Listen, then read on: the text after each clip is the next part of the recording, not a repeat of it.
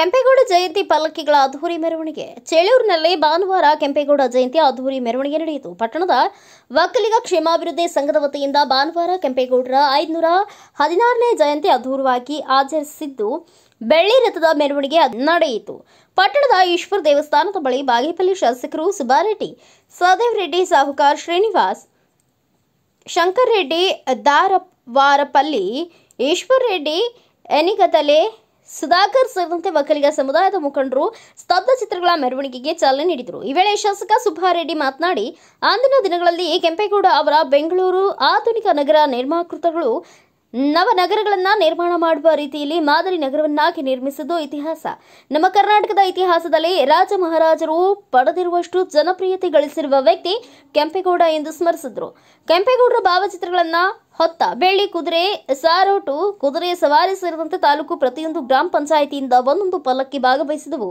ಡೋಳು ಕುಣಿತ, ಕೋಲಾಟ, ತಮಟೆ ವಾದ್ಯಗಳ ತಂಡಗಳು ಮೆರವಣಿಗೆಗೆ ಮೆರುಗು ನೀಡಿದವು. ತಾಲೂಕಿನ ಮೂಲೆ ಮೂಲೆಗಳಿಂದ ಬಂದಿದ್ದ ಸಾವಿರಾರು ಜನರು ಮೆರವಣಿಗೆಯಲ್ಲಿ ಭಾಗವಹಿಸಿದ್ರು. ವಿಭಿನ್ನವಾಗಿ ಕುದುರೆ ಸವಾರಿ ಮಾಡುವ ಮೂಲಕ ಗಮನ ಸೆಳೆದರು.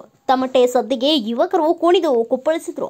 ಪಟ್ಟಣದಲ್ಲಿ ಹಬ್ಬದ ವಾತಾವರಣವಿತ್ತು. ಈಶ್ವರ ದೇವಸ್ಥಾನದಿಂದ ಹೊರಟ ಮೆರವಣಿಗೆ ಎಂಜಿ ವೃತ್ತದಿಂದ ಬಾಗೇಪಲ್ಲಿ ರಸ್ತೆ ಹೊರಟು ವೃತ್ತ ನಿರೀಕ್ಷಕರು ಕಚೇರಿಯ ಬಳಿ ತಿರುವು ಪಡೆದು ಕಾರ್ಯಕ್ರಮದ ಸ್ಥಳವಾದ ದರವಾರಪಲ್ಲಿ ಗ್ರಾಮದ ಬಳಿ ಆಯೋಜಿಸಲಾಗಿದ್ದ ವೇದಿಕೆಗೆ ತಲುಪಿತು. ಸುಮಾರು 12 ಗಂಟೆಗೆ ಆರಂಭವಾದ ಮೆರವಣಿಗೆ ಮಧ್ಯಾಹ್ನ 2 ಗಂಟೆಯ ವೇದಿಕೆ ಸ್ಥಳಕ್ಕೆ ಸೇರಿತ್ತು. ಪಲ್ಲಕ್ಕಿ ಮೆರವಣಿಗೆಯಿಂದ ಸಂಚಾರ ಅಸ್ತವ್ಯಸ್ತಗೊಂಡಿತು.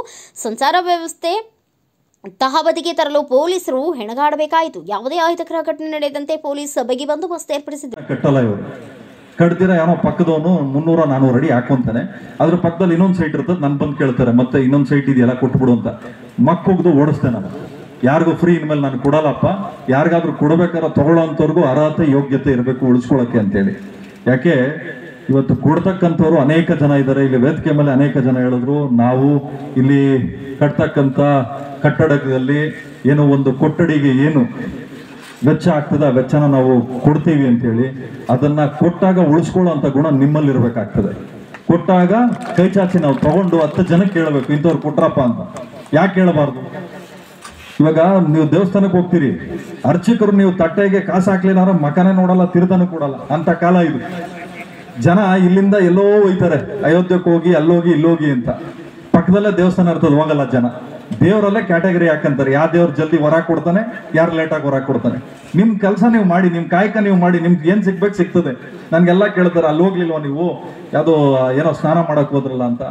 ನಾನು ಹಿಂದೂ, ನನ್ನ ದೇಹದಲ್ಲಿ ಹರಿಯುವಂತ ಪ್ರತಿಯೊಂದು ಕಣಕಣನು ಹಿಂದೂ ರಕ್ತ ನನ್ಗೆ ಹರಿತಾ ಇದೆ. ಆದ್ರೆ ಯಾರನ್ನೂ ಅವಹೇಳನವಾಗಿ ಕಾಣದೆ ಎಲ್ಲಾ ಧರ್ಮದವ್ರನ್ನ ಗೌರವಿಸೋನೆ ನಿಜವಾದ ಹಿಂದೂ.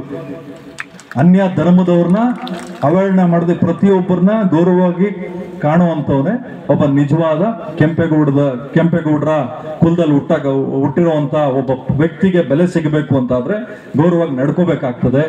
ನಾವು ಸಮಾಜದಲ್ಲಿ ಒಂದು ಉದಾಹರಣೆಯಾಗಿ ಬದುಕಬೇಕಾಗ್ತದೆ, ಎಚ್ಚರಿಕೆಯಾಗಿ ಬದುಕಬಾರ್ದು.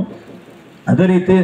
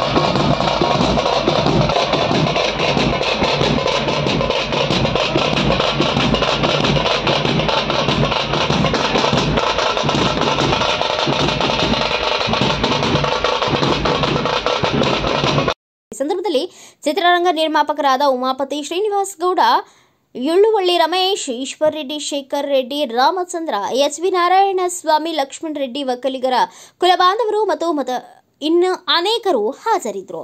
ಬ್ಯೂರೋ ರಿಪೋರ್ಟ್ ಯಾರಬ್ ಎಂ, ಭಾರತ ವೈಭವ ನ್ಯೂಸ್, ಚೇಳೂರು.